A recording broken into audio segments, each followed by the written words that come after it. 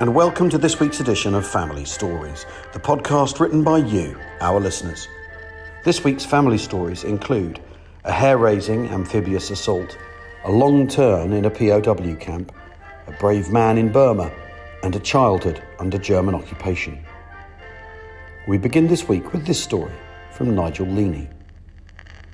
Dear James and Al, I'm fortunate to be of the generation whose immediate family served in the war. Dad was 4 para, 6th Airborne. One uncle was 1 para, captured at Arnhem. 2 uncles were Marines, 1 captured at Singapore. I had a couple of RAF tradesmen in the family, as well as 2 aunts in the Land Army. I'd like to share my Uncle Roy's recollections of Walcheren. In late October 1944, I was again aboard LCF 32, heading for the port of Ostend, where we were briefed as to the task that lay ahead. This was to provide close gun support to 4-1, 4-7 and 4-8 Commando of the 4th Special Service Brigade, who were to assault the island of Walcheren across the shallows of the Scheldt estuary. We were told quite bluntly this was to be no picnic, as the island was heavily defended with some 50 AA guns and coastal batteries, plus the German 70th Division.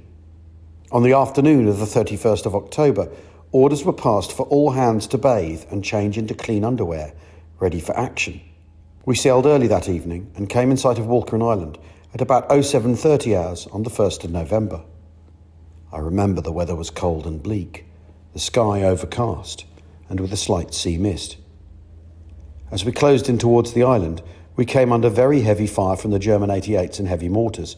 The squadron was hit severely, with several craft being lost and some casualties. We were lucky, hit several times, but we sustained no casualties.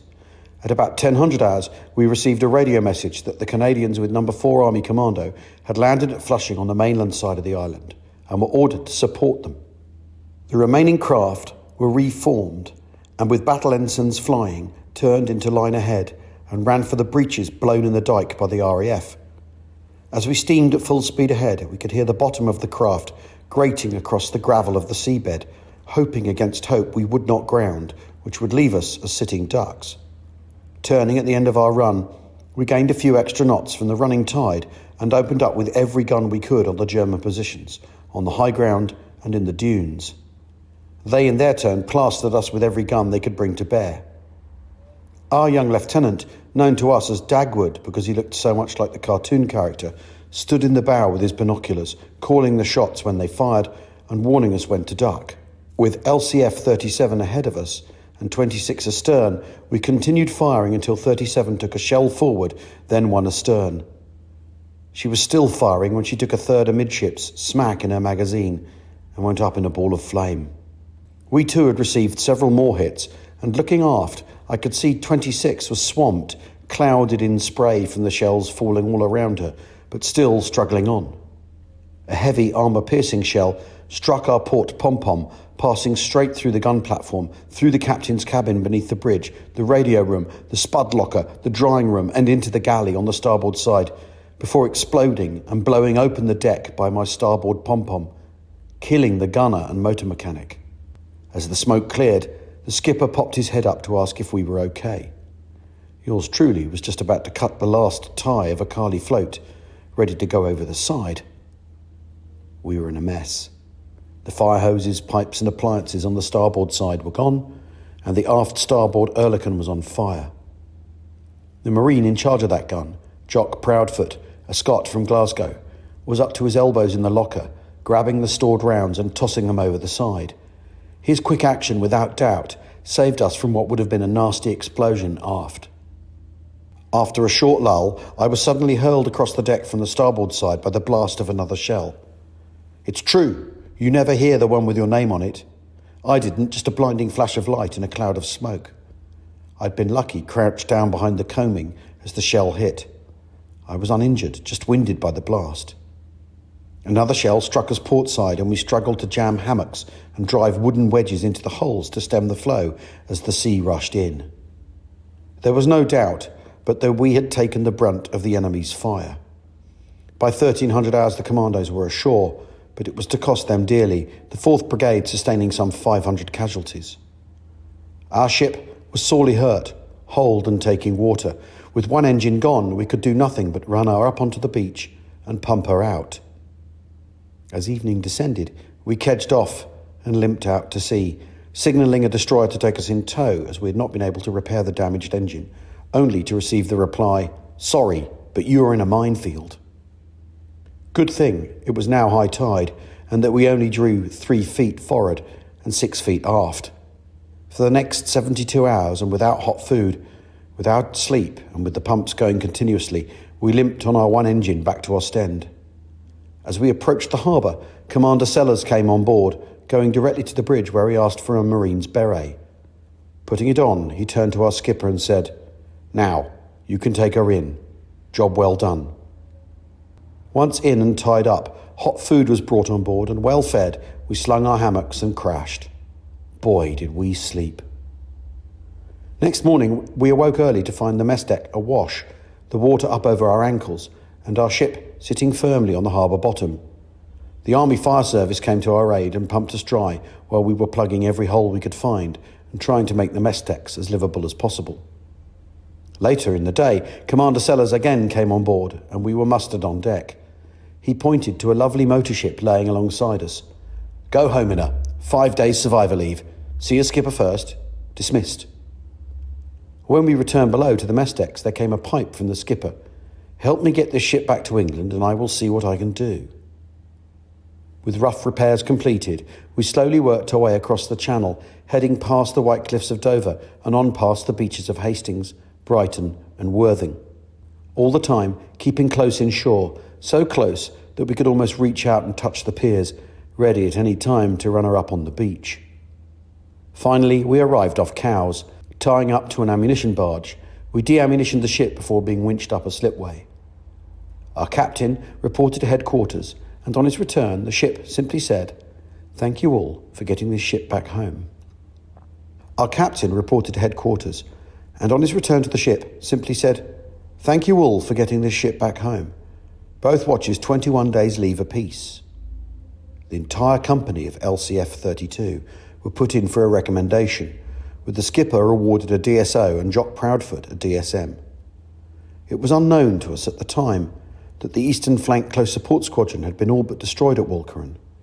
Of the squadron's 28 craft engaged in the assault, 9 had been sunk, 11 put completely out of action, and the remaining 8 damaged. Sadly, our squadron, or what was left of it, was disbanded. Thanks for sharing my Uncle Roy's story.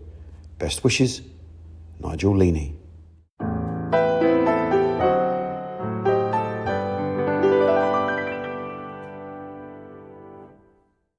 Our next story this week is from Simon Errington. Hello, I was brought up on a healthy diet of war movies and plastic soldiers, and was amazed at 8 years old to find out that my granddad had been in the war. I set about badgering him with inane and frankly stupid questions, expecting him to tell rip-roaring tales straight out of the pages of a commando comic. In reality, what I received were vague and short answers. Over the years I've been told tidbits.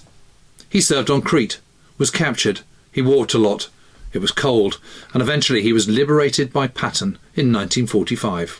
My inquisitive mind was never really swayed by this, so I dug out some of his personal belongings, and among them stumbled over photographs of him in Stalag 8B.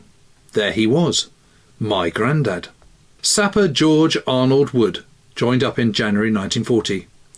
I don't think it was for any moral crusade, it was probably more about money. He never struck me as a fighter or a burly soldier, but he was always a grafter.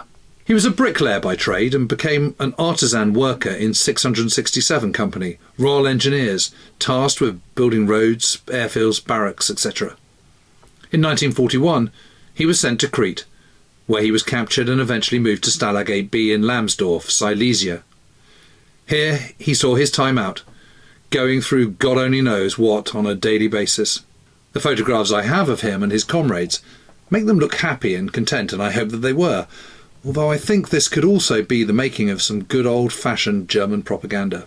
All that's on the postcards are his name, nothing else, no personal words to family or updates on his health, just a photo of him on an unknown date, stamped Stalag 8B geprüft.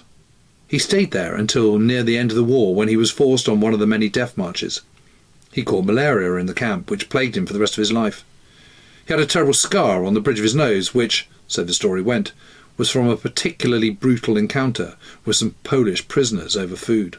He hated cats, really hated them, because I believe he was reduced to catching and eating strays. So much so that when he arrived home and discovered my grandma had a cat, he proceeded to immediately eject it from the property. He came home weighing some 6 or 7 stone in a US GI uniform and about 2 sizes too big.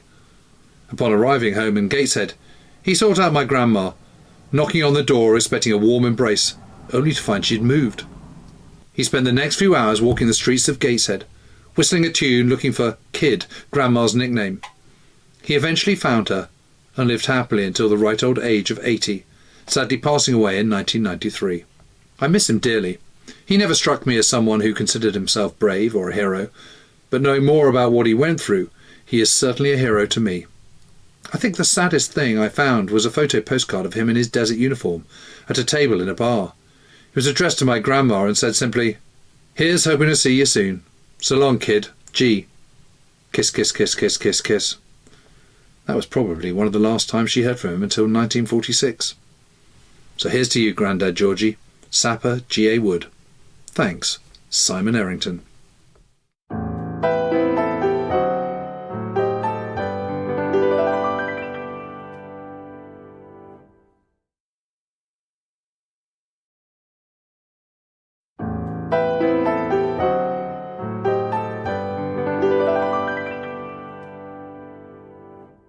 Our next story is from Andrew Cranfield. Dear Alan James, I thought that this family story of my uncle, Geoffrey Cranfield, may be of interest. He was commissioned into the 2nd Battalion, King's Own Yorkshire Light Infantry, in Burma in October 1941. The regimental history provides an overriding impression that the KOYLI was woefully ill-equipped when they went into action against the Japanese, despite having been in Burma for a few years. They were not trained or equipped to fight jungle warfare. The shortage of equipment meant they didn't even have tin helmets. They also had a shortage of entrenching tools, so were unable to dig in and had to mostly fight the Japanese in the open. An essential for jungle warfare was a good compass, and they only had 20. They had no 2-inch mortars and only 4 of the heavier 3-inch ones. There were no sniper rifles, and the machine gun platoon had their Vickers 303s taken away to be used by a Burmese unit guarding an airfield. They didn't have any wireless sets, no mines or materials for making booby traps. The battalion should have had 52 lorries and drivers, but only received 7, and those were in a bad state of repair. They should have also had 10 Bren gun carriers, but they were away being trained and didn't rejoin until halfway through the campaign. The 2nd Battalion were engaged in fierce fighting as they retreated from the Japanese. In the regimental history, Geoffrey first gets a mention in the retreat from Salween to Sitang, where his platoon surprised a large party of Japanese travelling on bicycles. Having retreated from Sitang after very tough rearguard fights, they then had to cross the Sitang River after the bridge was blown. This meant that the men had to build rafts or swim across while being machine-gunned by Japanese aircraft. The challenge of this tidal river can be determined by the fact that the crossing took on average 2 hours to cover the 1,000 yards. It would appear Geoffrey's platoon was one of the last to cross. Despite some outstanding feats of endurance and bravery, the 2nd Battalion was now reduced to fewer than 100 officers and men, including Geoffrey. When the battalion was near Humorbi, Geoffrey was noted as being an efficient and fearless young officer who had already distinguished himself at Sitang. While in trucks, his platoon ran into a roadblock and his CO was mortally wounded. Geoffrey is recorded as having tried to unsuccessfully set the Japanese position on fire with grenades. He was then sent to investigate a significant movement of a large body of unknown troops with Corporal Howson. After crawling up to the road, they observed the enemy troop movements for nearly an hour. They lay so close to the road, they were nearly trodden on by a Japanese officer's horse. It was recognised later that the battalion's rearguard action at Magwe on the banks of the Irrawaddy effectively saved the 1st Brigade. It was during this action that Geoffrey was sent out with 2 men to investigate some heavy firing. They were suddenly fired on about 3 miles east, and the only survivor Private Burrows, who was injured in the leg, saw Lance Corporal Winstanley and Geoffrey fall. Burrows managed to make his way north and fell in with some Indian soldiers who brought him back over the Yin Chong. That night, a huge force of Japanese closed in on the battalion, and the CO ordered a withdrawal just before the Japanese entered their positions.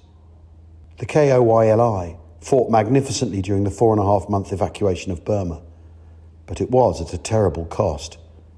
On arrival at Imphal, there were only 6 officers and 85 men left. We are not a particularly military family, but, like millions of others, my relatives of that generation stepped forward to do their bit. More than 50 of the 2nd Battalion were posted as missing believed killed, all without known graves, which included Geoffrey, a fact I find so very sad and moving. I feel it is so important to remember these individuals who gave their all. With the very best wishes, Andrew Cranfield.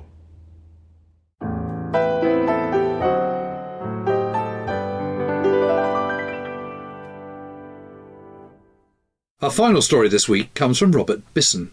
I live on Jersey, as my father Michael did. When I was at school, he wrote down his experiences under occupation for a project I was doing, and I'd like to share them. A childhood under German occupation. One evening the air raid sounded, and my father and grandfather ran in from work as the first bombs fell. We sheltered under the dining room table in my grandmother's house. They were releasing bombs right overhead, and the noise was very frightening. Afterwards we moved to live at Clubley Estate, near a large anti-aircraft battery. When Allied planes flew over, they went off with a crack. In the field opposite, the Germans used to train, and you could see them crawling through the grass. We kept rabbits and chickens in the basement, bringing them in at night to prevent them being stolen. The day before one of the hens was to be killed for Christmas, one of them laid an egg. We didn't know which one, so neither could be killed, and they ended up both living until after the liberation. Because the shops had so little to sell, they only opened 3 days a week, and for very short hours. We used to go on long walks in the country gathering twigs to burn. The night of D-Day was very noisy. Planes were going over all night with the German guns firing at them. During the summer holidays we used to go and stay at La Roque. In 1944, the German machine gun on top of the Martello Tower at Platte Rock fired on a passing American bomber. Unfortunately, he still had some bombs on board and dropped 3. He missed the tower, 2 landed in the sea, but the last destroyed several houses, including the one we were staying in. In the winter of 44-45, we had no coal, no gas, and no electricity. We had to take our food to the Little Sisters of the Poor to be cooked in a communal oven. We used to pick blackberry leaves to make tea, acorns were used for coffee, and sugar beet for sweetening. Salt was collected by boiling seawater. It was a long wait for liberation. We could hear the guns from the fighting in France. Finally, on VE Day, we went into Royal Square to hear Churchill's broadcast, and my grandfather gave away hundreds of British flags on sticks that he'd kept in the shop through the war. The next day the liberation troops arrived, and the day after that my uncle, who was in the Navy, knocked on the door, and I had to cycle to the bowling green to get my father. I think occupation was much easier for us children than for our parents. Best wishes, Robert Bisson.